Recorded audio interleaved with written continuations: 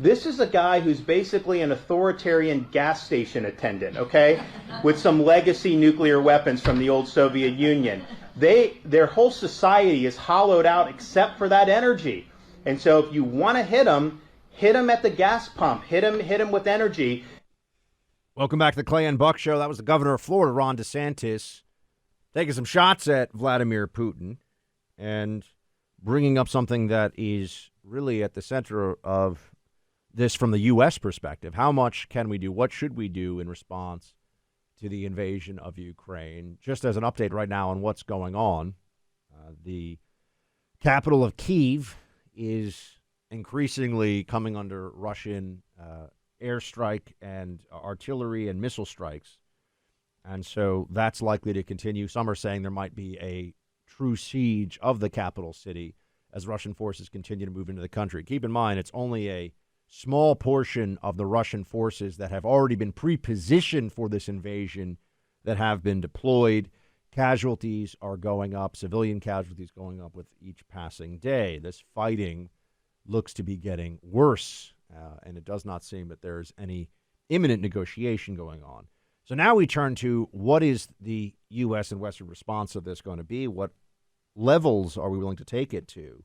And you had Ron DeSantis there talking about the energy sector and how we have put sanctions, we meaning the West generally, but America specifically, on Russia, Clay, in order to create economic pressure. And the ruble has fallen, and the stock market is tanking over there, and they're feeling it, but they're not feeling it at an economic existential level, like we won't be able to pay our bills, no milk in the store, no bread on the shelves level.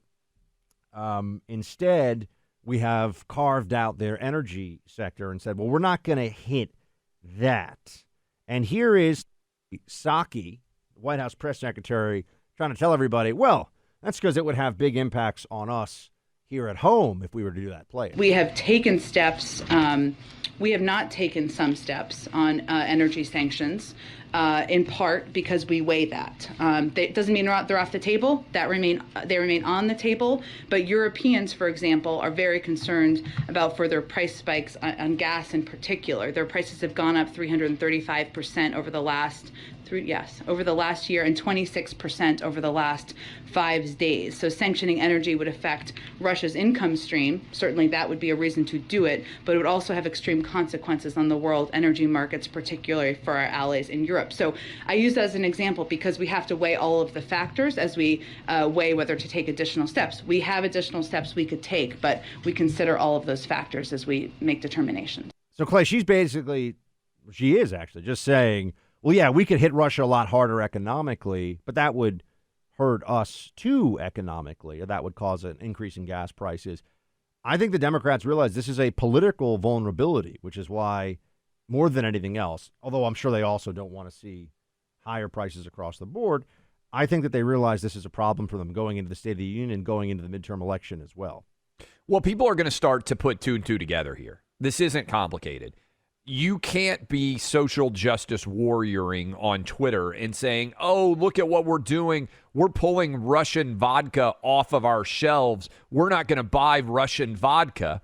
Meanwhile, we are buying millions of barrels of oil, and the price of oil, literally as we are speaking right now, has risen to the highest level since 2014, over $100 a barrel. And this is where the United States not maximizing its energy production, in particular in the oil and gas. For instance, Buck, I saw Senator Marco Rubio point out that we are producing over 1 million less gallons of oil per day, barrels of oil per day, than we were before Joe Biden took office. Well, why did that happen? Because of this whole Green New Deal energy process that they put in place.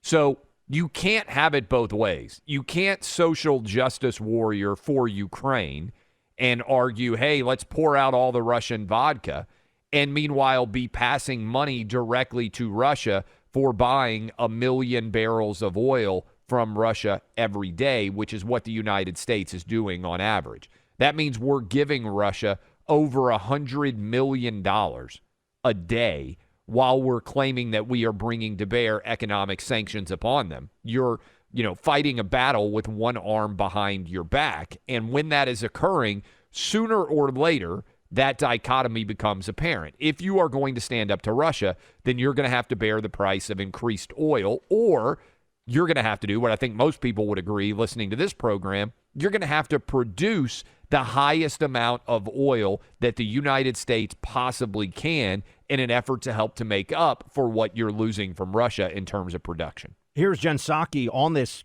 very issue this morning on Fox News, talking about how the Keystone XL pipeline would take a long time to affect markets. We'll address this in a second. Listen. The president shares the concern about any impact on gas prices, on energy prices for the American people, and that's why a range of options remain on the table. He already recently tapped into the Strategic Petroleum Reserve just last fall, which had an impact. But I would say the Keystone pipeline.